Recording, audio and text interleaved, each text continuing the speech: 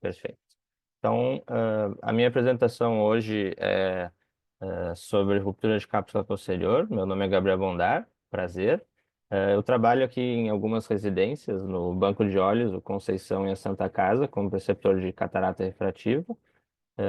E nessa aula, acho que a ruptura de cápsula posterior é uma complicação que pode ocorrer em cirurgia de catarata, né, com qualquer um. E a gente precisa estar ciente de como reconhecer, como manejar, porque é uma situação que ninguém quer se ver e não saber eventualmente, né, o que fazer. Deixa eu passar para o próximo, deixa eu ver se... Aqui, pronto. Eu não tenho nenhum conflito de interesse nessa apresentação. Então, a ruptura de cápsula posterior, a frequência dela difere entre estudos. É difícil ter um único número, mas varia entre 0,45% a mais ou menos 15% de cirurgias que complicam com ruptura de cápsula posterior. E na literatura, a taxa varia muito entre cirurgiões em aprendizados e experientes, o que é normal. No início da curva, aprendendo, é comum que essa complicação aconteça um pouco mais do que mais para o final da curva. E claro que depende também da complexidade do procedimento cirúrgico. Uma cirurgia de catarata mais difícil, vou dar exemplo, um paciente com íris flácida, que não dilata bem, que eventualmente tem uma catarata muito dura, tem mais chance de ter ruptura de cápsula posterior do que um caso mais liso, né, mais de rotina. Então, como é que a gente reconhece, né, que a gente tem a ruptura de cápsula? Um dos sinais é aumentar repentinamente a profundidade da câmara anterior e a pupila dilatar. Um outro sinal é uma área de reflexo vermelho acentuado, limpo. Então, por exemplo, nessa foto aqui, se vocês olharem essa linha que está em vermelho, tudo que está à direita está completamente limpo. Limpo no sentido de o reflexo vermelho está muito limpo e a esquerda não. Então, isso não seria uma situação normal. A gente não espera que tenha um reflexo vermelho tão limpo em alguma região. Então, se vocês, durante a faco, aqui, por exemplo, é a parte do epinúcleo. E aí o cirurgião vê que tudo que tem à direita dessa linha está completamente limpo e à esquerda não, né? E forma essa linha com um aspecto um pouco estranho. Então aqui tem que desconfiar. Outros sinais são de centração, se o cristalino ele vai em direção mais periférica do que o esperado, por exemplo, tem fragmentos de cristalino, a gente tenta pegar eles com a caneta e eles, em vez de virem, eles ficam indo cada vez mais periféricos, talvez eles estejam querendo passar por alguma ruptura. Os fragmentos eles vão deixar de ser facilmente manipulados, então dá para se comparar com momentos anteriores da mesma cirurgia. Se na cirurgia, por exemplo, era muito fácil de girar o cristalino, e aí depois de um tempo já não é mais fácil de girar, a catarata não está girando bem, os fragmentos não são facilmente manipulados, pode-se pensar que aconteceu alguma coisa. Outro sinal é se tiver dificuldade para comer os fragmentos e perda de followability, né? Quando a gente eventualmente, digamos que a catarata é dividida, quando a gente come um fragmento, depois o próximo fragmento vem, e depois o próximo fragmento vem. Fica uma sequência, né? Quando a gente perde um pouco isso da sequência, perda do followability, também é suspeito de que pode ter acontecido alguma coisa. Então, existe um sinal para reconhecer a ruptura de cápsula durante a hidrodissecção, que é um sinal chamado snap de pupila. Ele foi descrito por um oftalmologista de Singapura, chamado Ronald Yeo, e esse oftalmologista, ele chama em 96, de sinal de snap de pupila, porque a pupila faz uma contração. Então, basicamente, durante a hidrodissecção, a gente passa uma onda, né, atrás do cristalino, né, de preferência clivando o córtex também. Só que se esse fluido for com muito vigor e a gente não liberar o fluido, ele pode ir acumulando, acumulando, acumulando atrás, principalmente cataratas duras e cápsulas rex pequenas. E aí a gente pode ter um blowout da cápsula posterior com consequente drop. Tá? Como é que se previne? Então, o ensinamento clássico da hidrodissecção é que a gente tem que hidrodissecar e depois de hidrodissecar um pouco, deve-se empurrar o cristalino para baixo, aqui pelo centro, né, para que o fluido que está atrás, o fluido que foi colocado, então, atrás do cristalino, ele possa ser liberado. Quando a gente empurra o cristalino para baixo, a gente dá um espaço entre a cápsula anterior e o cristalino. E aí esse fluido pode vir para a câmara anterior, né? Pode ser liberado e não fica acumulado ali atrás depois da hidro. Então, não façam na hidro mais e mais e mais sem liberar o fluido. Vale a pena depois de fazer uma onda, por exemplo, bater um pouquinho no cristalino, apertar um pouco para baixo para liberar o fluido. Bom, vou mostrar dois casos de snap de pupila que são dois casos que rompem na hidro, tá? Então aqui o cirurgião está hidrodissecando e ó, a pupila ela faz há um colabamento da câmara, aqui vai em câmera lenta, tá? Um colabamento da câmara anterior e a pupila fecha repentinamente, ó. Tá hidrodissecando, ó, muito fluido e pronto. Aqui tem o snap de pupila. Então, tem que se reconhecer que houve alguma coisa. Se só se continuar com essa cirurgia e depois colocar o faco, que é o que vai acontecer, ó, o cirurgião agora vai colocar o faco, tá? Passou um pouquinho mais para frente da cirurgia. E aí, o cristalino vai dropar inteiro, ó. O cristalino inteiro foi para a cavidade vítrea, porque durante a hidrodissecção teve um blowout da cápsula posterior. Então, quando se coloca a caneta, quando se coloca a infusão, pode-se ter um drop, né? Vou mostrar um outro caso. Então, aqui. Então, tá hidrodissecando, snap de pupila, tá? Deixa eu voltar um pouquinho, que esse aqui talvez tenha ficado um pouquinho mais difícil de ver. Ó, aqui ele tá hidrodissecando, e uma das coisas que não se deve fazer, vocês conseguem ver meu mouse, pessoal? Só para ter uma ideia se aparece aqui na frente. Sim. Parece? Tá.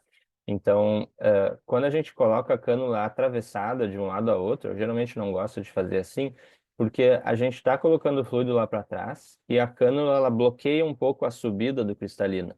Então, é mais uma coisa que pressuriza. Eu geralmente prefiro fazer a hidrodissecção nos lados. Então, ó, tá hidrodissecando e aqui faz o snap de pupila. A pupila fecha um pouco. Daí, quando coloca o faco, infusão, faço que tenha um drop inteiro. Ó, então, esse caso foi muito parecido com o outro. O snap de pupila rompeu na hidrodissecção e a catarata ela não vai dropar na hora. Se isso não for reconhecido, quando a gente coloca a caneta depois, aí a gente tem o drop. Então, o que que esses dois casos têm em comum? Ó, o primeiro vídeo que eu mostrei, o segundo vídeo que eu mostrei. São cirurgiões diferentes, em momentos diferentes, cirurgias diferentes. Os dois são com a cânula reta, a cânula atravessada em relação ao exame principal. O exame principal está aqui e a cânula vai até o outro lado. Isso é uma posição que eu não considero muito boa de dissecção, porque justamente a gente passa a onda e não deixa o cristalino subir. E aí, se a gente ficar cada vez mais colocando fluido atrás, a gente pode ter o blowout da cápsula posterior. Então, o que que eu geralmente recomendo? Isso aqui é o que eu recomendo para hidrodissecção. A gente tem que os lugares que se pode fazer, considerando que aqui, ó, nesse início do verde, é a incisão principal, tá? Esse é de um caso meu. A gente pode hidrodissecar na esquerda ou na direita, tá? Que são lugares que não se está atravessando. Não recomendo que vocês façam, então, contralateral à incisão principal e da dissecção, tá? Então, mostrando aqui um pouco mais para frente. Esse é um caso meu de hidrodissecção normal, tá? Só para mostrar como eu prefiro fazer. Então, deprime um pouco para se retirar o viscoelástico, testa a cânula e vem de um lado para passar a hidrodissecção, passa a onda, deprime o cristalino para liberar o líquido, e depois, daí, se quiser, pode fazer hidrodelineação, você pode hidrodelinear, enfim, botar viscoelástico e girar a catarata.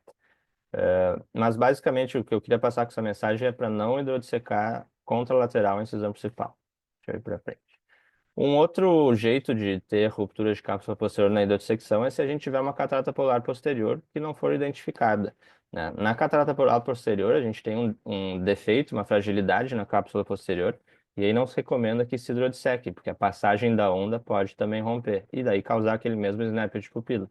Então, ó, um exemplo, esse é um paciente que tinha uma catarata polar posterior no início da cirurgia, aí não se hidrodissecou e só se fez hidrodelineamento, certo? Então a gente vai ter aqui o Golden Ring, né? Então tá separado o núcleo do epinúcleo, mas não tá hidrodissecado. Isso seria o ideal, porque daí se tira primeiro essa parte para depois completar a cirurgia, tá?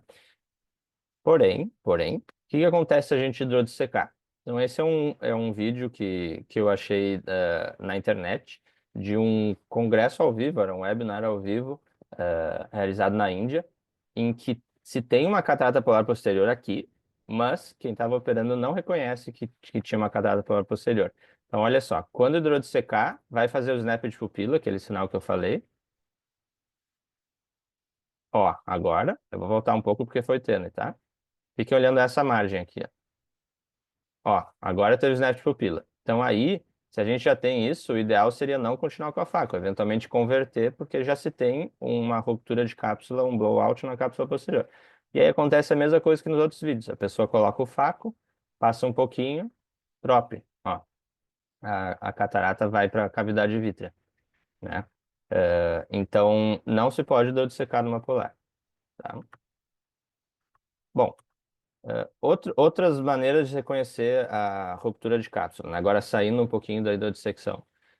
Quando a gente movimenta o chopper, por exemplo, ou o segundo instrumento, o instrumento auxiliar com a mão esquerda, e se esse movimento faz com que a pupila se mexa junto, pode ser que tenha uma trave vítrea, né? Se tiver, por exemplo, ruptura e vítreo na câmara anterior, movimentar os instrumentos pode ser que movimente a íris junto, e aí a margem pupilar vai se mexer. Então, isso é uma dica de que pode ter alguma coisa de errado. Se visualizar diretamente a ruptura de cápsula, aí é óbvio que eventualmente teve uma RCP, é um sinal mais direto, né? Então, por exemplo, aqui onde tem essas setas brancas, tem uma linha que não era para existir nessa cirurgia, de uma ruptura de cápsula posterior. Então, se vocês olharem, uma linha atravessada de um lado ao outro, pode ser que seja uma ruptura de cápsula, como é o caso aqui. E claro, se dropar a catarata, tem que ter, obrigatoriamente, uma ruptura de cápsula. Então, tudo isso que eu falei de sinais para reconhecer é para a gente evitar a negação, né?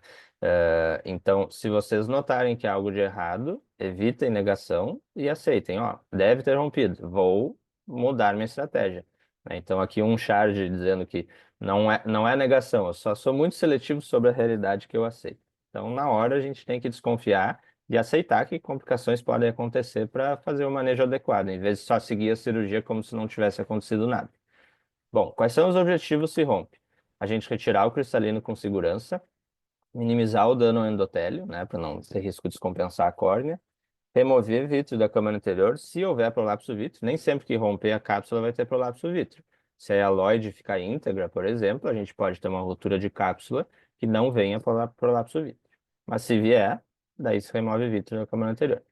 Deve-se evitar a tração vítrea, né? Evitar puxar muito o vítreo, porque isso pode causar tração retiniana, então rasgos de retina e possivelmente descolamento de retina no pós-operatório. Preservar a cápsula remanescente. Então, se a gente tem uma Rexis que ficou, por exemplo, ótima durante a cirurgia, ela pode ser o nosso suporte para colocar uma lente 3 peças no sulco, abotoada, por exemplo. Então, tem que se cuidar para preservar a cápsula remanescente, para, por exemplo, não causar desinserções, ou com o vitreófago não comer a cápsula anterior, né? Implantar a lente em casos que é possível, e eu vou falar um pouquinho disso mais para frente, e evitar a endoftalmite. Então, esses todos são objetivos que a gente tem que ter em mente de como manejar o caso e o que a gente quer, onde que a gente quer chegar. Bom, sobre prolapso vítreo, quando a gente tem ruptura de cápsula, uma parte importante é a gente pensar na parte de pressurização, tá? Quando a gente tiver uma ruptura de cápsula, se a pressão da câmara anterior estiver baixa, ou seja, se a câmara anterior estiver desformada, a pressão da cavidade vítrea vai fazer com que o vítreo venha para a câmara anterior. Então, a gente nunca quer que a câmara anterior desforme em casos de RCP. A gente quer manter a câmara anterior formada. Então, por isso vem aquele ensinamento de que não se deve retirar a caneta. Então, aqui. Eu geralmente chamo de os 3 passos fundamentais. E se tem algum slide que eu quero que vocês levem da aula de hoje, pessoal, é esse, tá? Então prestem bastante atenção nessa parte. Então, quando a gente suspeita que tem uma RCP, o primeiro passo que a gente tem é de não tirar a caneta. Mantenha a caneta na câmara anterior em posição 1, irrigando, tá? Então, por exemplo, achei que rompeu. Mantenha a caneta.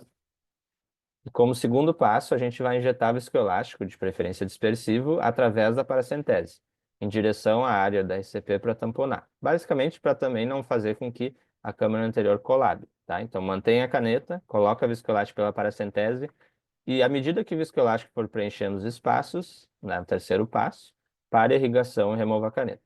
Então, a gente só pode sair do olho depois que o viscoelástico formar bem o olho, e aí a gente pode sair com a caneta ou com a IA, tá? Não dá para ter aquele reflexo de se assustar e já sair com a caneta ou com a IA diretamente, porque isso dá um problema. Eu vou mostrar o que acontece se a gente sai. Então, ó, caso contrário, o que que acontece se eu tiver com a caneta e sair repentinamente sem preencher com viscoelástico? Então, ó, esse é um caso em que, eu já vou passar o vídeo, mas só para explicar antes, em que o cirurgião vai romper a cápsula posterior e não vai ter ainda prolapso vítreo, vai só ter uma ruptura de cápsula com o faco, tá? Só que não vai reconhecer isso, vai sair do olho e aí vai ter prolapso vítreo. Então, olhem só, aqui tem linhas na posterior e aqui tem uma área de RCP. E aí a pessoa sai do olho e essa área que estava pequena fica um círculo grande no meio e tem prolapso vítreo, tá? O vídeo é bem tênue, eu vou passar de novo. Então, ó, linhas na posterior, que é quando pega com o faco.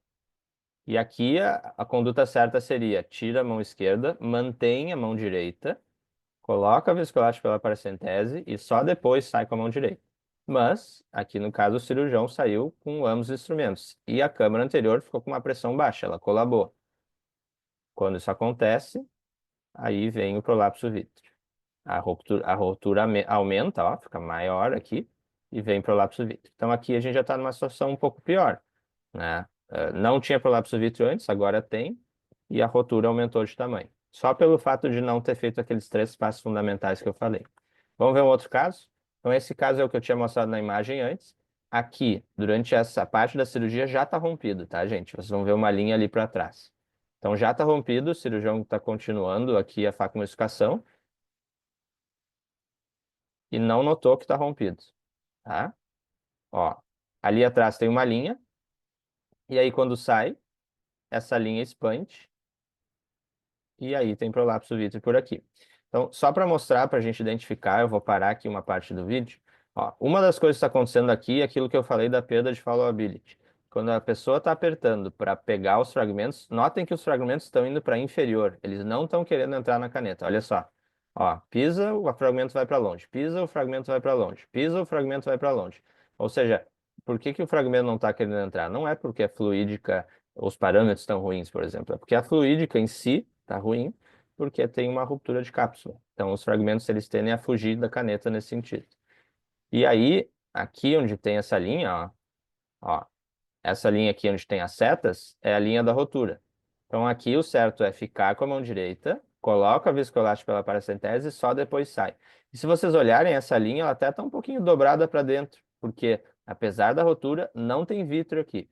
Mas olhem o que vai acontecer. Olhem o formato da linha, como ele vai mudar. A pessoa vai sair do olho, ó, vou pausar aqui um pouquinho. A linha agora ela está arqueada, ó. Por que que ela está arqueada? Porque por dentro dessa parte, por dentro da rotura, está vindo o vítreo, né? Da cavidade vítrea para a câmara anterior. E o vítreo está empurrando a cápsula posterior para a periferia. Então a linha que antes estava reta, se a gente for pensar aqui no meu mouse, ela está arqueada e para fora. Então isso é um sinal de que pela descompressão súbita veio o vítreo. Por mais que a gente não veja nada. Às vezes o vítreo, não digo que é invisível, mas às vezes é tênue, às vezes não é tão fácil de ver que tem vítreo. Então, uma coisa que se pode fazer aqui, por exemplo, seria usar triancinolona. A triancinolona, ela é branca, ela adere ao vítreo e a gente consegue ver onde é que tem vítreo na câmara anterior. Isso eu vou mostrar também um pouquinho para frente, tá? E um terceiro caso também, que teve RCP e a pessoa não notou, tá pegando o córtex subvisional com uma bimanual, só que além de pegar o córtex, eu estou pausando aqui o vídeo um pouco para mostrar, tá pegando a cápsula posterior também. Aqui tem uma raia, aqui tem uma raia, aqui tem uma raia. Raia, eu quero dizer, tem listras da cápsula posterior, ou seja, a pessoa está pegando o córtex e a cápsula também. E se pisar mais, vai pegar o córtex, mas também vai romper a cápsula. Olha só, ó, aqui teve RCP, e aí a pessoa não reconhece, sai do olho, e aí aumenta muito a RCP. Ó, então aqui em câmera lenta. Tá aqui a parte das linhas. Aqui tem o flap da cápsula posterior bamboleando aqui atrás. Ó, e quando sai, pausei aqui um pouquinho, tá aqui a rotura aumentando, ó. Tá vendo que ela tá ficando oval e maior, ó. Ó, então aqui tá a linha que não aparecia antes. Tá. Fatores a considerar, então, para o plano de manejo, né? Bom, tive uma rotura. O que que eu faço a partir de então? A gente tem que pensar em qual momento de cirurgia a gente se encontra, né? Quanto de núcleo tem remanescente? Então, por exemplo, se está sobrando muito núcleo, o núcleo é denso, Geralmente, uma alternativa que se tem é converter para essa capsular para retirar o núcleo por uma incisão um pouco maior. Porque se só continuasse fazendo faco numa incisão muito grande, num núcleo muito grande, muito denso, pode ser que a gente tenha um drop. É um pouco diferente. Se, por exemplo, tiver pouco núcleo e o núcleo é mole, aí dá para se pensar em eventualmente terminar a faca, né, com um viscoelástico embaixo. Localização e extensão, então, se é muita RCP, por exemplo, de um lado a outro, é uma coisa. Ou se, por exemplo, é só uma rotura pequena, circular no centro, é outro raciocínio, é um pouco mais tranquilo. E também tem que se pensar se tem perda vítrea ou não, né? Se tem perda vítrea, a gente tem que fazer vitrectomia obrigatoriamente, o caso fica um pouco mais complexo. Se não tem perda vítrea, se é só uma rotura de cápsula, mas a aloide anterior está íntegra, ou seja, uma barreira entre a câmara anterior e o vítreo, não vai vir vítreo para a câmara anterior. E aí o caso fica mais fácil, né? Só que se a gente despressurizar o olho rapidamente, pode ser que a gente tenha, então, perda vítrea. Uma maneira de diferenciar se tem perda vítrea ou não, para ver se a aloide está íntegra, é usar triancinolona. Então, usando triancinolona, ela vai aderir ao vítreo e a gente vai saber se tem vítreo ou não na câmara anterior. Se a zônula está íntegra, é uma coisa que tem que se considerar, né? Eventualmente, desinserções podem complicar mais esses casos. E uma dica é, se vocês estiverem na residência, é mais comum a gente operar com bloqueio, né? Com bloqueio peribulbar ou retrobulbar, enfim, com bloqueio. E aí, tudo bem, pode seguir para manejar o caso. Mas se vocês estiverem operando com anestesia tópica, né? Anestesia tópica seria só de colírio, mais anestésico intracameral, e vocês tiverem uma RCP, pensem que a anestesia tópica dura em média, uma meia hora. Mais que isso, o paciente começa a ter dor. E a gente, para fazer um manejo bom de RCP, às vezes a cirurgia vai passar de 30 minutos. Então, nesses casos, tem que considerar fazer anestesia subtenoniana.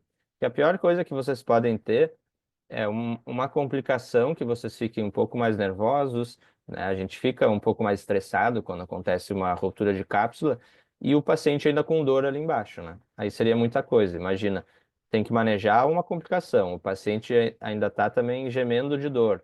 Aí fica complicado. Então, se vocês tiverem uma RCP na anestesia tópica, coloquem viscoelástico, dá para parar tudo, não tem pressa no manejo, deixa viscoelástico ali e faz anestesia subtenoniana. Aí a anestesia dura e vocês têm tempo para manejar, tá? Bom, sobre a vitrectomia anterior. O vitreófago, só para mostrar como ele funciona, ele é basicamente uma guilhotina. Então, quando ele vai para trás, essa guilhotina funciona, quando ele vai para frente também. É assim que funciona o corte.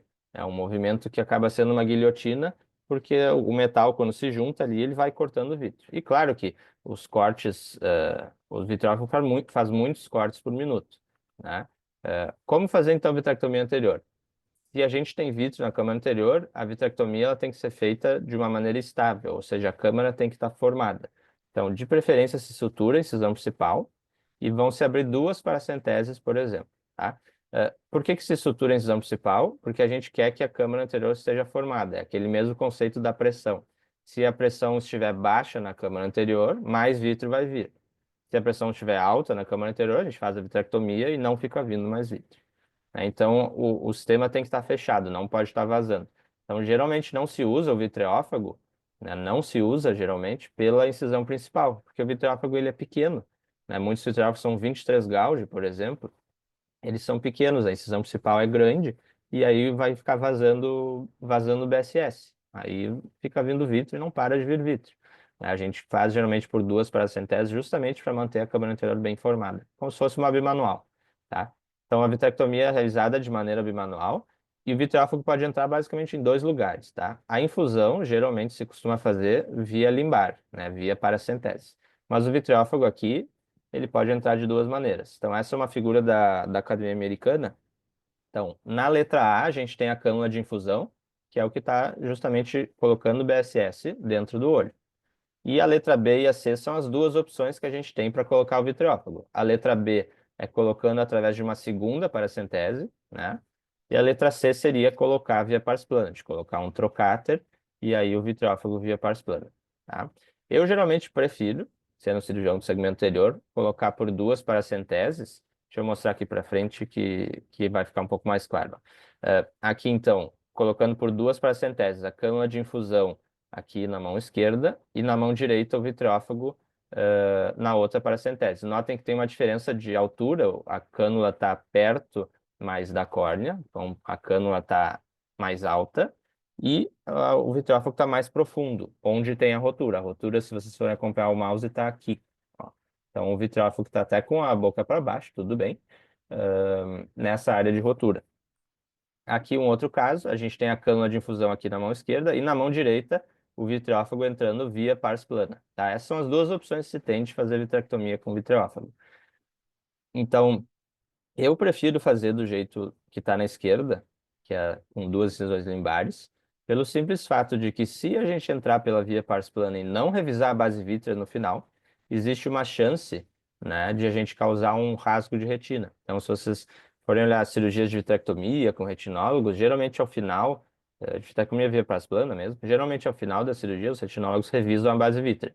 Cirurgião do segmento anterior, na maioria das vezes, pode até fazer isso, mas não vai revisar a base vítrea. Então, se essa entrada aqui causar algum rasgo de retina, a gente não vai saber. Então, eu tendo a preferir fazer por duas incisões limbares, como está aqui na esquerda.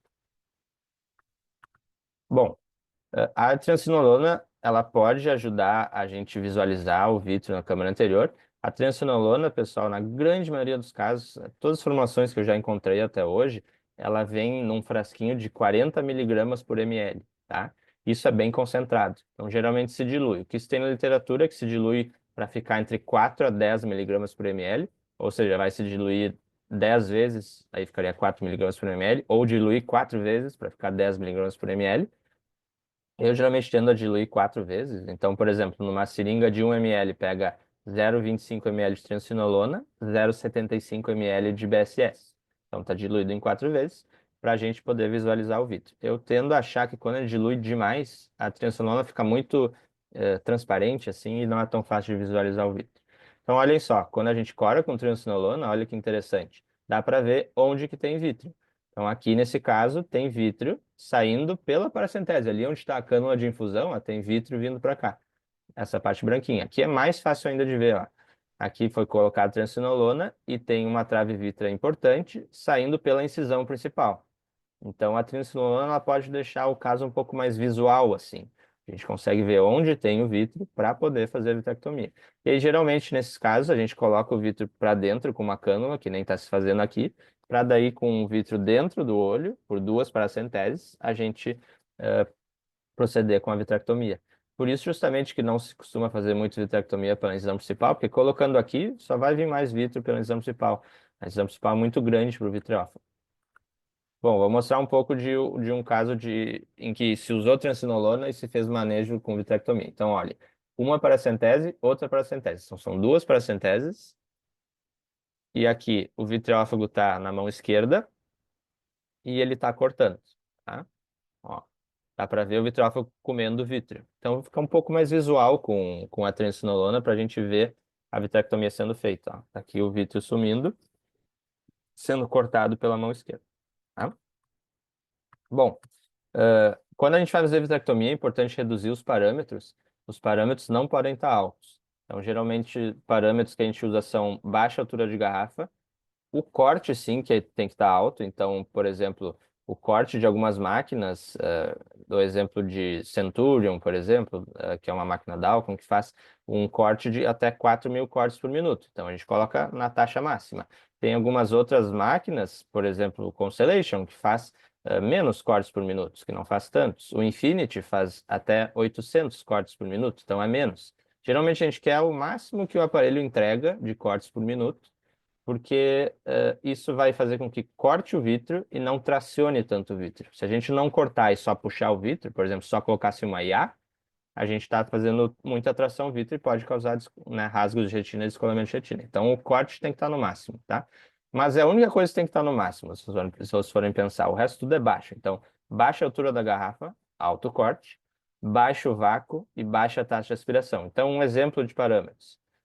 Altura da garrafa em 55 centímetros de água, corte de 4.000, vácuo até 150, um vácuo baixo, e taxa de aspiração até 15 ml por minuto. Então, isso seria um parâmetro mais baixo para a gente fazer as coisas mais lentamente.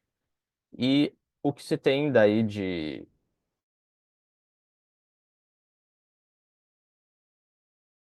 se corta baixo. Alto e baixo, eu estou querendo dizer agora de profundidade. A cânula de irrigação fica paralela à íris, longe do rasgo, e o vitreófago fica na altura do rasgo. Tá? Então, cânula de irrigação mais para cima e o vitreófago mais para baixo. Tá? Pessoal, só como eu não vejo vocês aqui na câmera, vocês seguem me ouvindo? Tudo certo? Sim, tinha parado, mas já voltou. Tá. É que apareceu um aviso que a internet estava um pouco instável. Tá. Aham. Esse slide vocês chegaram a pegar inteiro? Sim. Tá, beleza. Vou seguir então. Bom, quando a gente vai fazer vitrectomia, a gente tem mais de um modo que a gente pode ter. Então, por exemplo, nessa máquina aqui, é o Centurion, a gente tem dois modos, o IA Cut e o Cut IA, tá? E basicamente o que eles estão dizendo é o que cada estágio do pedal faz, tá? No modo Cut IA, a gente tem que a posição 1 irriga, a posição 2 do pedal faz vitrectomia e a posição 3 aspira. E esse é o modo que geralmente se utiliza para fazer a vitrectomia em si. Então, com uma câmara anterior cheia de vítreo, a gente coloca esse modo para na posição 2 cortar e depois que o vítreo for cortado, ele é aspirado para dentro do vitreófago. Tá? Então, primeiro ele corta, depois ele aspira. O outro modo, que é o IA Cut, ele pode ser usado quando não se tem mais vítreo na câmara anterior, se a gente quiser, por exemplo, pregar córtex. Então, digamos que rompeu durante a IA, e aí a gente tem córtex ainda ali. A gente vai fazer a vitrectomia primeiro, e depois dá para mudar para esse modo, né, para daí a gente não cortar e pegar com o vitreófago o córtex. Então, quando o objetivo, ó, posição 1, irrigação, posição 2, aspiração, posição 3 é a vitrectomia. Então, quando o objetivo é remover o córtex residual, esse modo pode ser utilizado, tá? Outra maneira, que é uma maneira até que às vezes eu prefiro, dá para se desligar completamente o corte. Então, digamos que tu já fez a vitrectomia anterior, tá? Não tem mais vítreo na câmara anterior e agora tu quer retirar o córtex. O córtex ficou na periferia. Então, a opção que se tem é desligar o corte do vitreófago e aí usar o vitreófago como se fosse uma bimanual, em que a gente vai embaixo da rexis, né, para aspirar o córtex. O corte do vitreófago não pode estar ligado nessa hora, porque se a gente for embaixo da rexis com o vitreófago e cortar, a gente vai comer uma parte da rexis. E aí, comendo uma parte da rexis, a gente está tirando o nosso suporte. A gente tem que pensar que geralmente a gente vai colocar uma lente de 3 peças no sulco. Se a gente danificar a rexis, nós estamos atrapalhando o nosso suporte, né? Prejudicando o lugar onde a gente vai colocar a lente depois, tá? Então, ó, após realizar a vitrectomia anterior, o próprio vitreófago pode ser utilizado para aspirar o córtex como uma bimanual, com o corte desligado, tá? Se a gente tentar aspirar córtex com o corte ligado, duas complicações podem acontecer. Uma, o vitreófago comer a cápsula anterior, que é o que eu falei, e a outra complicação que pode acontecer também é o vitreófago comer a íris. Então, se o vitreófago estiver cortando embaixo da cápsula, embaixo da íris, a gente pode ter né, a gente pode danificar a íris, então tem um defeito iriano e também pode danificar a cápsula anterior. Bom, então, uma maneira que se tem, que é o que eu geralmente faço, isso aqui são as configurações do pedal, de um aparelho chamado Constellation. Aqui a gente pode apertar e botar o pedal nessa configuração de Cut Toggle, que seria de ativar ou desativar o corte. Então, eu coloco um dos botões do pedal com essa função, e daí quando eu aperto nesse botão, o corte desliga. E aí eu tenho certeza que mesmo se eu apertar um monte o pedal, não vai ter corte com vitreófago. Eu não vou comer a rexis, não vou comer a minha íris, tá? Então, é uma maneira de desligar o corte é configurando isso aqui no pedal. Aí vai ter um dos botões do pedal, é só clicar nele para desligar, e se clicar de novo, ele liga. Ó, então, por exemplo, isso aqui são parâmetros meus. O, o pedal o botão do pedal de baixo à direita, nesse caso, está com essa função de cut toggle. E aí, quando a gente aperta o botão, ele vai desligar o corte. Se apertar de novo, ele liga. Então, eu posso ficar durante a cirurgia alternando, ó, quero desligar o corte. Aperto no botão ali. Quero ligar o corte, aperto novamente. Então, é uma coisa que eu acho bastante útil para justamente não causar nenhum dano com o vitreal. Eu geralmente não gosto muito daquele ensinamento de que a gente pode ficar testando o vítreo com esponjinha. Quando a gente coloca a esponjinha pela incisão principal, né, para ver se tem vítreo, então coloca a esponjinha e puxa um pouco para cortar com vanas, o que a gente pode estar fazendo é justamente essa trave vítrea que está saindo pela incisão principal. Se a gente puxar ela mais para fora do olho, ela está conectada à base vítrea. E isso pode fazer com que a gente tenha um rasgo de retina justamente por tração. Então, eu geralmente não costumo usar muito Havanas, né? A micro tesoura ou Havanas para cortar vítreo. Eu geralmente prefiro usar o vitriófago mesmo e cortar dentro do olho. Em vez de puxar com uma esponjinha e ficar cortando fora do olho com uma tesoura, o ideal para mim é ter vitriófago. Até porque, se for pensar, a tesoura faz tantos cortes por minuto quanto a nossa mão conseguir. O vitriófago pode fazer até 4.000 cortes por minuto, né, por exemplo. Então, a máquina é muito superior a somente a mão humana fechando e abrindo. Bom, o que acontece se a gente tiver RCP?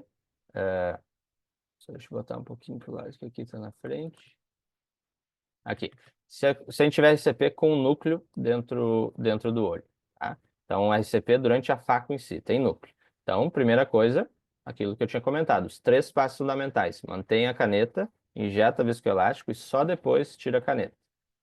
E aí a gente tem que pensar em quanto núcleo tem. Se tem muito núcleo duro, geralmente se converte para essa capsular, ou então, se os pedaços estiverem menores, dá para se realizar a viscoexpressão dos fragmentos, que seriam de colocar viscoelástico para fazer com que o viscoelástico saia pela incisão principal.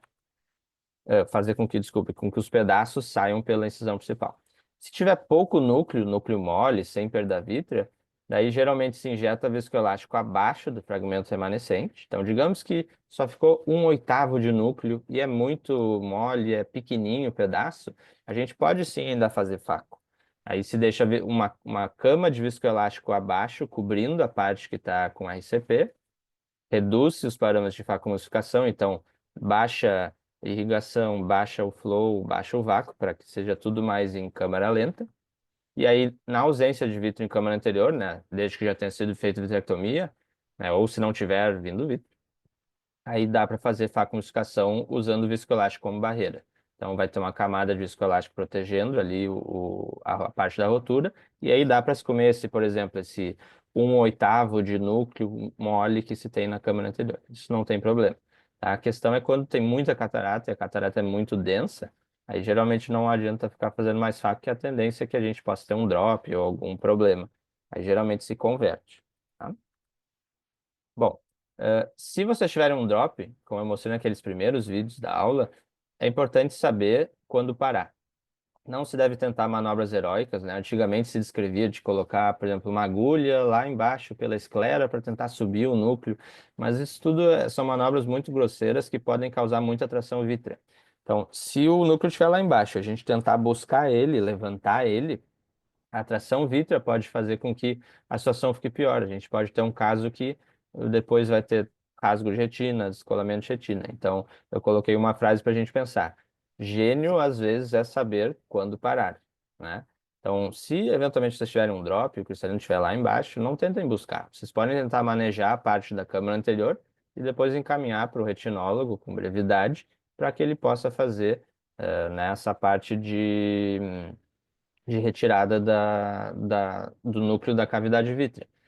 É muito melhor esse manejo depois com retinólogo, de a gente poder fazer vitrectomia via pars plana, porque justamente a gente vai ter menos tração e menos chance de descolamento de retina. Tá? Então, às vezes é melhor parar e saber encaminhar o caso, né? Finalizar essa parte sem ficar tentando, eu quero fazer uma cirurgia só, então eu vou levantar o cristalino de volta para a câmara anterior e às vezes a gente tem mais problema com isso. Então, peça apoio à equipe de retina que vocês tenham no hospital.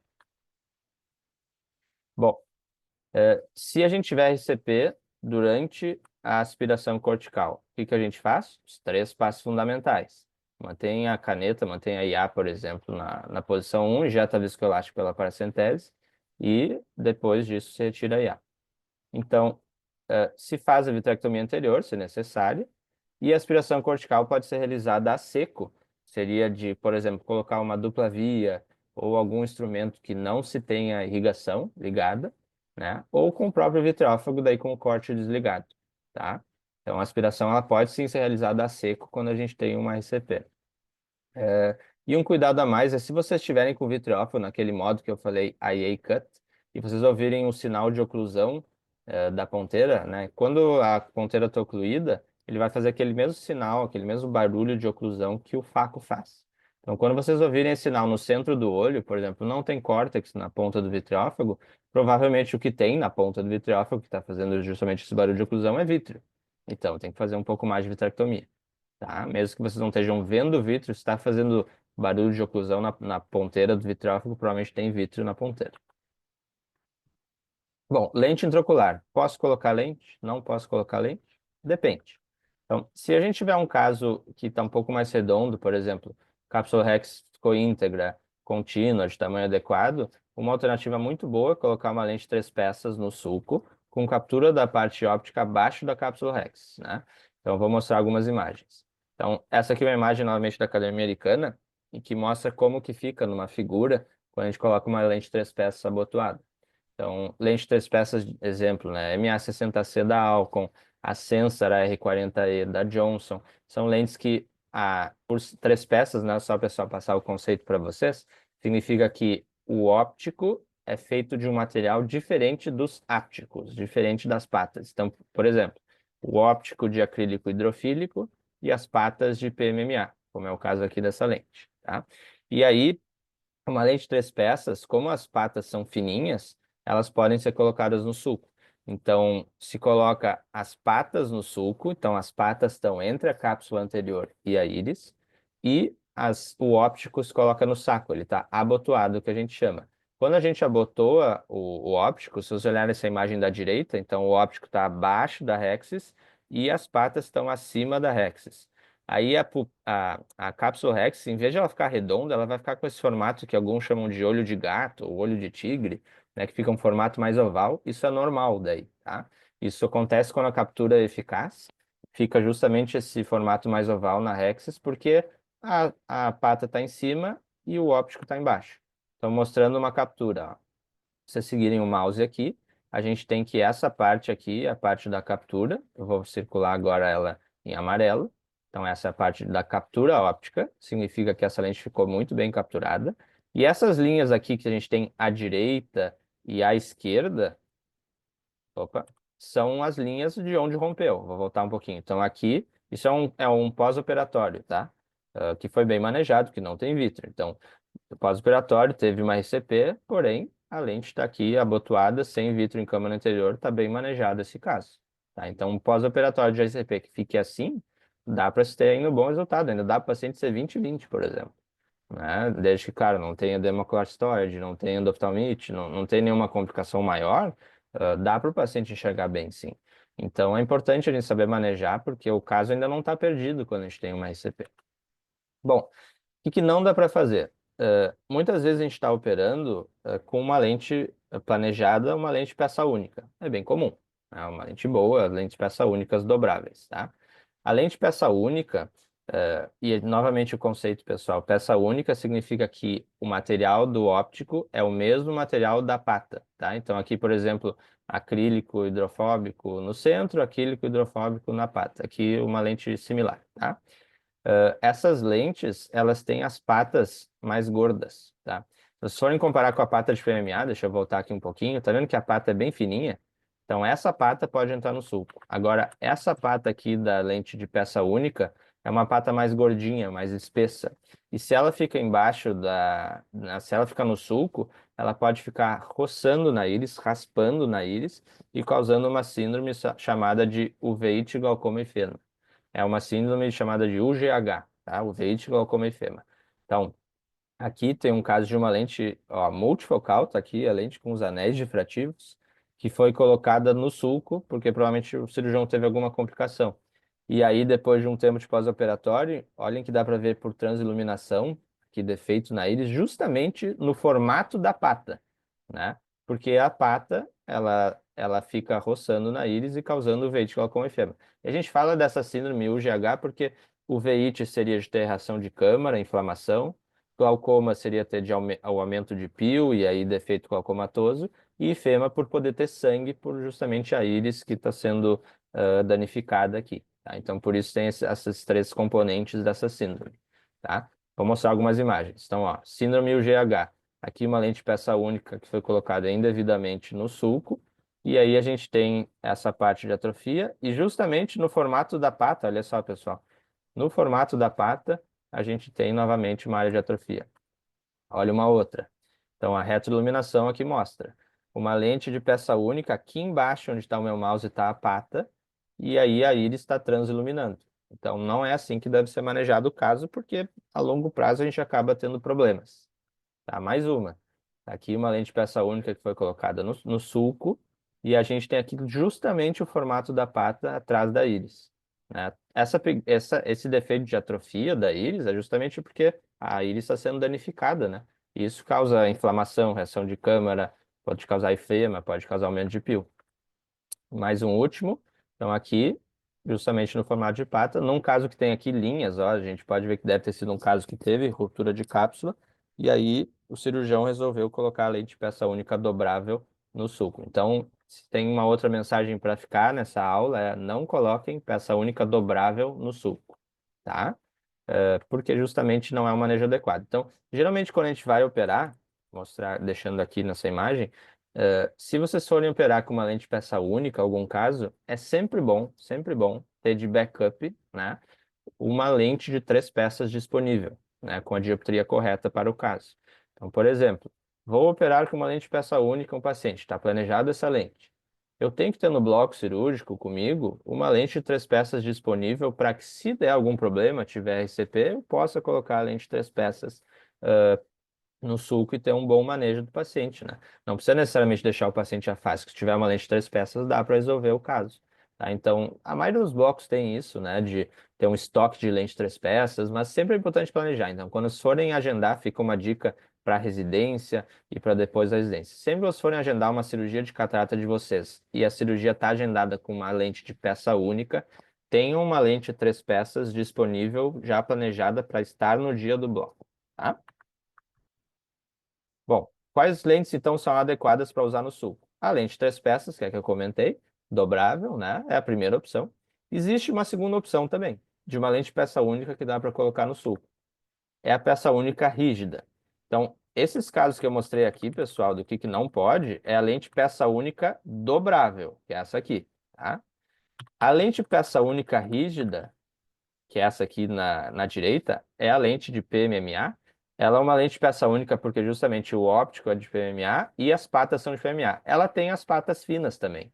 As patas são de PMMA, então ela não tem problema colocar no sulco. Até vocês talvez tenham visto já em extracapsular que muitas vezes na extracapsular planejada, na cirurgia extracapsular, como a gente vai fazer uma incisão grande, muitas vezes já se coloca a lente PMA durante a extracapsular porque a gente tem uma incisão grande. Qual é o problema na faco disso?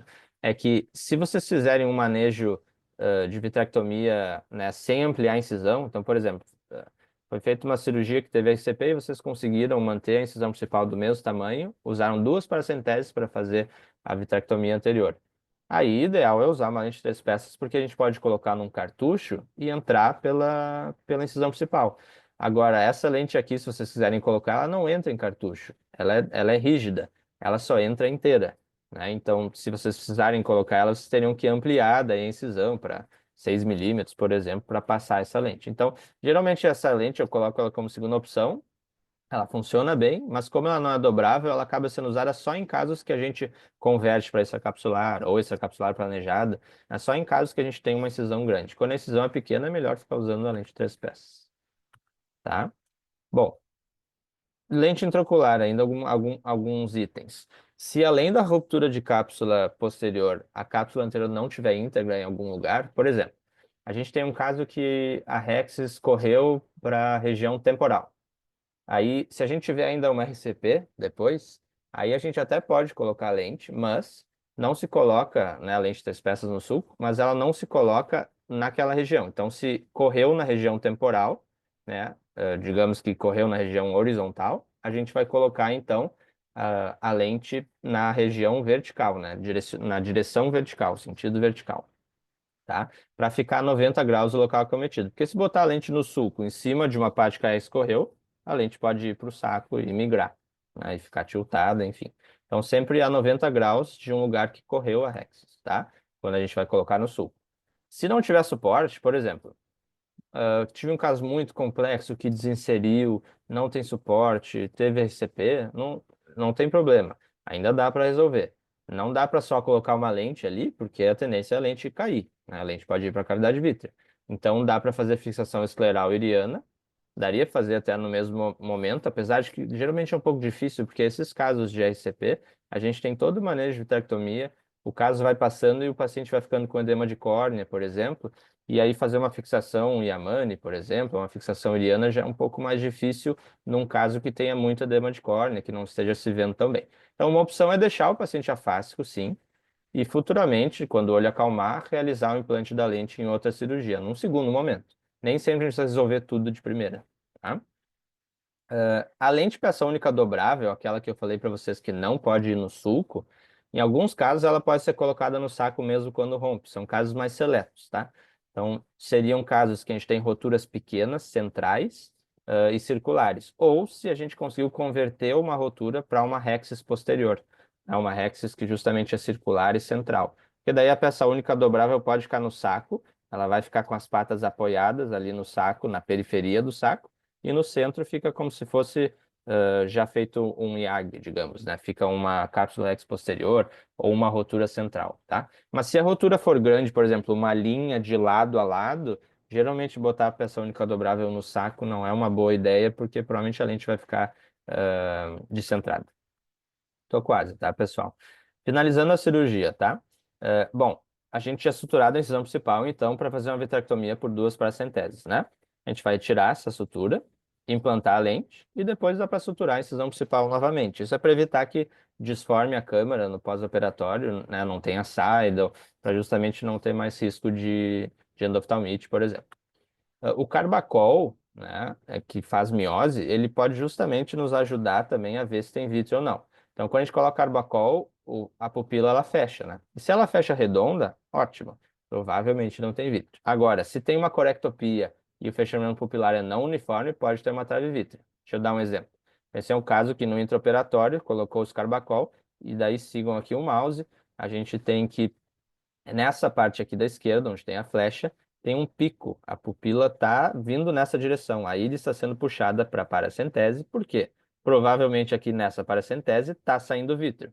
Se eu colocar a triancinolona aqui, eu vou conseguir visualizar que tem uma trave vítrea vindo de trás da íris para a direção da paracentese. Por isso que a pupila está sendo puxada para cá. Então, o carbacol ele é uma maneira indireta de a gente ver que tem vítreo ainda. Tá? Não dá para terminar o caso assim, porque senão tem uma conexão do meio interno com o meio externo no pós-operatório. Então aqui ainda tem vítreo. Então, geralmente a gente bota carbacol e a gente torce para que a pupila feche redondinha. Quando ela está redonda, provavelmente não tem trave vítreo. Olha um outro caso. Esse aqui é um pós-operatório e que o manejo não ficou tão legal.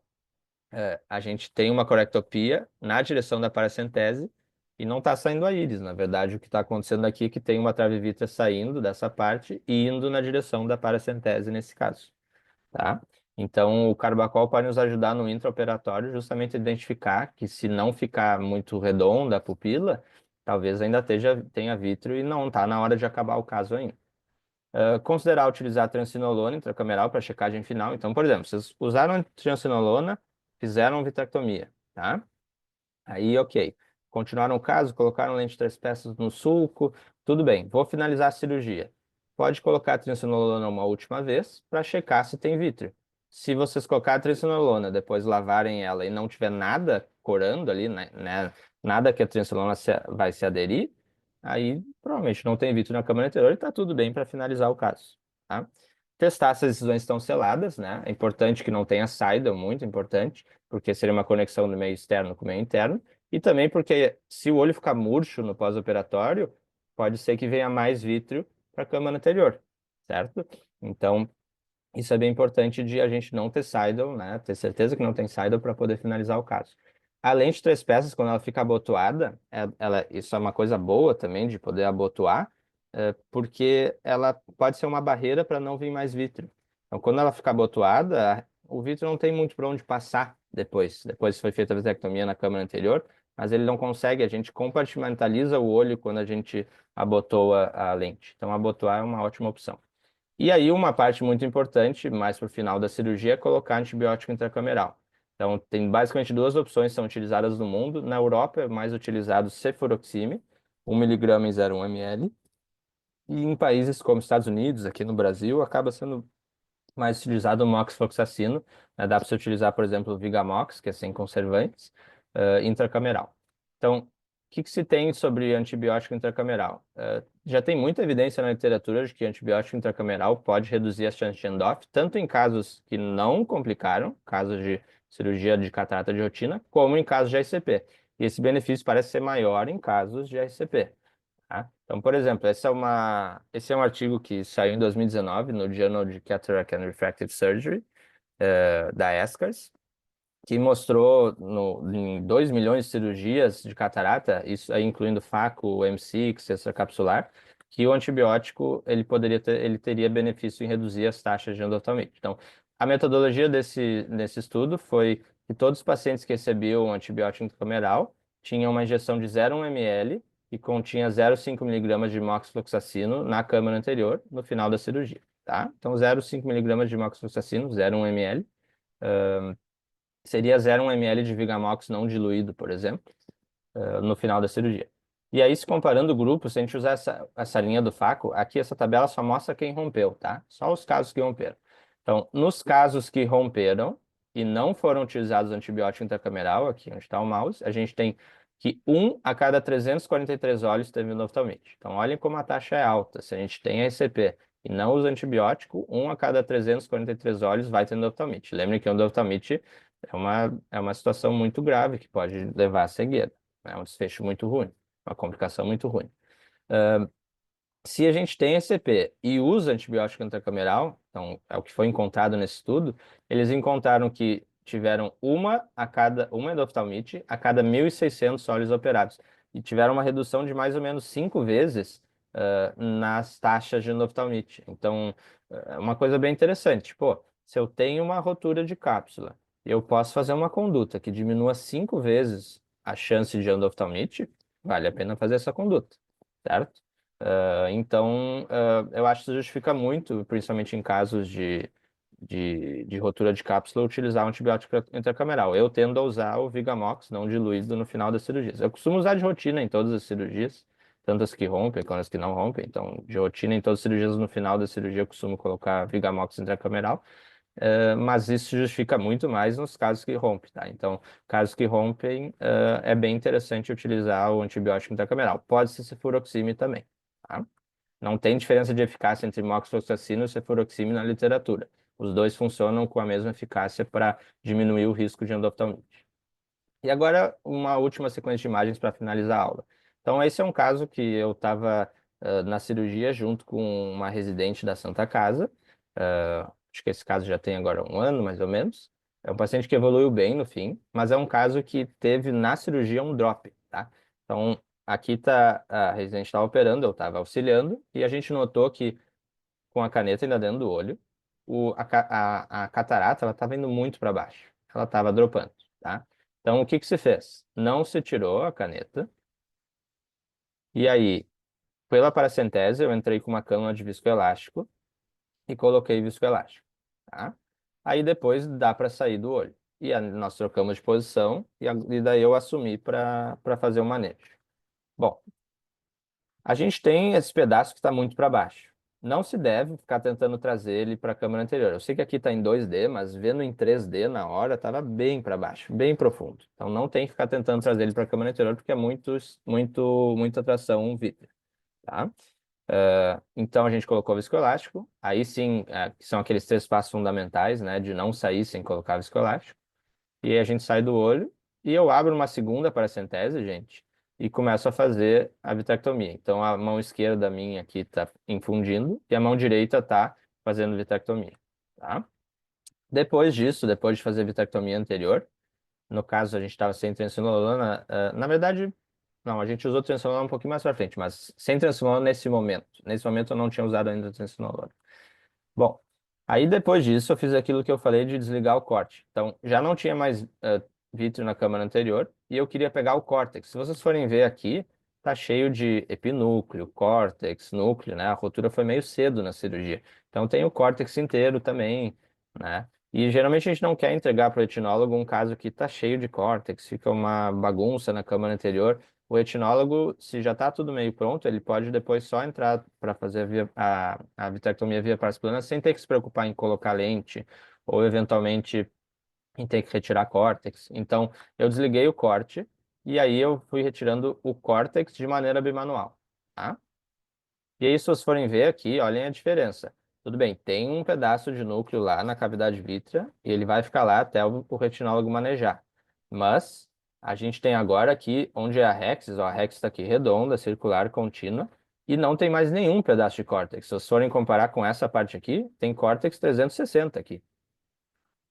E aí, alternando entre uma mão e outra, a gente faz com o vitreófago na mão direita essa parte e na mão esquerda essa outra parte. Tá? E agora não tem mais córtex. Bom, aí a gente pode proceder a colocar a lente três peças. Nesse caso, a cápsula Rex da Residente ficou um pouquinho maior do que 6 milímetros. Então, quando a gente tem para abotoar a Rexis, a gente tem que ter uma Rex de 5 a 5,5 milímetros. Se a Rex ficar maior, 6 milímetros, por exemplo, acaba não abotoando. Mas também não é um grande problema. Dá para colocar igual a lente três peças, como essa aqui, no sulco. Ela não vai ficar totalmente abotoada, porque ela é menor do que o tamanho da Rex nesse caso, mas não tem problema, ela está bem posicionada. E depois se complementa com um pouquinho mais de vitrectomia. Então eu entrei novamente para fazer um pouquinho mais de vitrectomia, para não ter vítreo na câmara anterior. E aí a gente testou com triancinolona, aqui não aparece, gente, mas se vocês forem ver, tá vendo que aqui o reflexo está bem vermelho? Tem reflexo vermelho? Aí eu coloquei triancinolona para testar e não veio vítreo. Então se vocês forem ver, coloquei carbacol também, a pupila está redonda, que é aquilo que eu falei de não ter trave vítrea, e, além disso, por isso que o reflexo vermelho já não está mais tão bom, eu coloquei triancinolona. A triancinolona acaba indo um pouquinho para a cavidade vítrea e muitas vezes a gente perde uma parte do reflexo vermelho, certo? Então aqui tem reflexo vermelho. Aqui ele está branco, digamos, o reflexo, justamente por triacenolona. Mas daí dá para ter certeza que não tem vítreo saindo pelas incisões, né? A principal e as duas paracenteses. E aí depois a gente fez sutura das cisões. Então, aqui mostrando só a sequência dos passos que eu tinha mostrado. No final aqui a gente suturou uma paracentese e a principal, para a gente ter certeza que não tinha saído, elas estavam vazando um pouco. E assim terminou-se o caso. Terminou-se com uma pupila redonda, sem vítreo na câmara anterior, com lente intraocular, porém, claro, com um drop de cristalino. E aí, no dia seguinte, esse paciente realizou a vitrectomia via pars plana com um retinólogo da equipe lá da residência da Santa Casa, e esse paciente evoluiu super bem. Esse paciente, se eu não me engano, ficou uns 20, 30 no pós-operatório. Ele não teve nenhuma grandíssima complicação no pós-operatório. Depois de fazer a vitrectomia via pars plana, né, foram retirados esses pedaços de núcleo que ficaram na cavidade vítrea, e o paciente terminou então com lente sem maiores complicações. Nesse caso também não está aqui, tá? Mas a gente também utilizou ao final, depois de fazer essa sutura por essa paracentese da direita, antibiótico intracameral, tá? Então lembrem que isso também é uma conduta importante para prevenir endoftalmite. Então, não esqueçam também, né, pessoal? Se vocês eventualmente tiverem uma complicação, como a SCP, a gente tem maior risco de endoftalmite, maior risco de edema macular cistoide, maior risco de descompensação corneana. Tem alguns riscos que aumentam. Então, a gente tem que ser sempre muito honesto com o nosso paciente, explicar sobre o que aconteceu e os riscos associados. E nesses pacientes, principalmente, sempre a gente tem que estar muito acompanhando de perto. Fiquem disponíveis para os pacientes. Eu sei que às vezes são casos chatos de ver no pós-operatório, porque, poxa, aconteceu algum problema. São casos que muitos médicos tentam evitar depois, sabe? Pô, complicou, então é um paciente que eu quero não ver. Ah, vem daqui a 2 meses, sabe? Pelo contrário, esses são pacientes que vocês têm que ver várias vezes. Fiquem em cima do paciente, o paciente vai se sentir acolhido, vai sentir que vocês estão se preocupando com ele, né? E justamente a gente vai, se tiver algum problema no pós-operatório, detectar precocemente. Então, esse é um paciente que você tem que acompanhar de perto e está muito disponível. Aqui são as referências que eu utilizei para essa aula. E é isso. Muito obrigado. Bom, parabéns. Foi muito Muito boa aula, né? Como sempre, é uma aula completa, atualizada. O tema é muito abrangente, mas é um tema importantíssimo para todo cirurgião, né? Só não tem complicação quem não opera. Eu acho que assistindo a aula é irretocável, porque cada vez que eu estava acompanhando a sua aula, eu pensava em alguma coisa para falar e você em seguida já falava.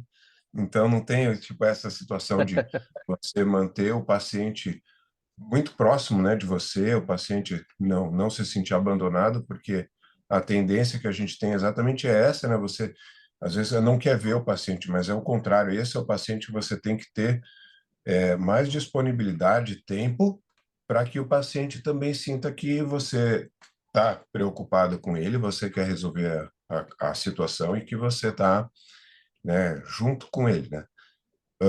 Eu acho que eu falo, né, que o visco é mais barato do que o vítreo. Eu acho que a triancinolona e uma vitrectomia são mais baratos do que você fazer uma nova cirurgia, no sentido de que se você pode resolver, você vai, mas você precisa também saber qual que é o seu limite, né? É muito importante você saber isso, né? Hipócrates, daquele primo non nocere, você não deve fazer mal para o paciente. E todos nós, né, hoje em dia não tem mais espaço para aquelas situações heróicas que antigamente no início da facu tentavam, Posterior Assisted Levitation, né, PAL, É, perfeito. aquela manobra, né, inclusive há 20 anos eu cheguei a fazer uma, duas vezes, porque a gente não está vendo, né?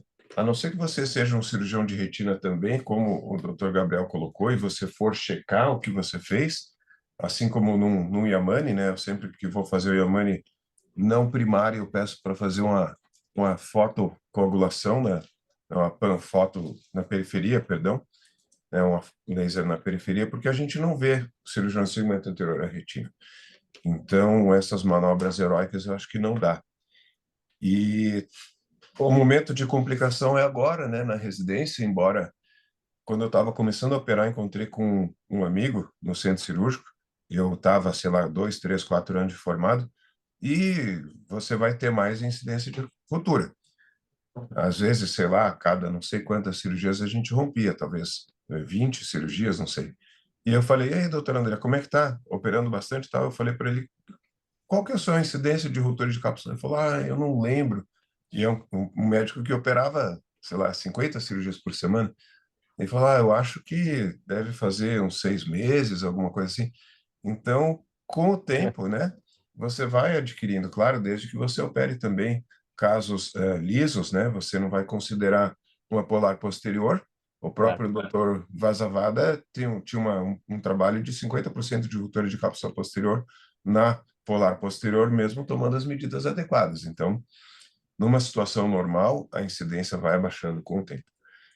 Então, o Dr. Gabriel me lembrou hoje, ele, quando estava no fellow na óptica cirúrgica da Paulista, ele era o anfitrião, muitas vezes, da reunião, né?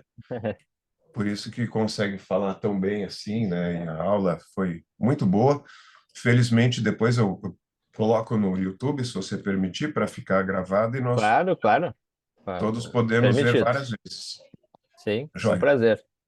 Foi um Ah, grande prazer, pessoal, participar da reunião de vocês. Espero ter contribuído, né? E claro, com certeza pode colocar no YouTube da universidade para que fique disponível para que vocês possam assistir novamente, outras pessoas possam assistir. Eu fico disponível também, então o Dr. Alexandre tem o meu contato, pessoal, ele pode passar para vocês, se vocês quiserem eventualmente tirar também dúvidas agora ou dúvidas posteriormente, eu fico disponível aí para ajudar em tudo que for possível. Parabéns pelo trabalho de vocês aí na residência, Alexandre, né? Um abraço também para a Daniela. Eu lembro que a gente se viu no último congresso, né? Espero ver vocês aí nos próximos congressos esse ano. ótimo. Na Brascas, de repente, semana que vem. Perfeito. Tá Tá, joia, ótimo. Gabriel. Muito obrigado, tá? Um grande abraço, parabéns novamente. Obrigado mesmo. Tchau. Muito obrigado. Tchau. Tchau, tchau.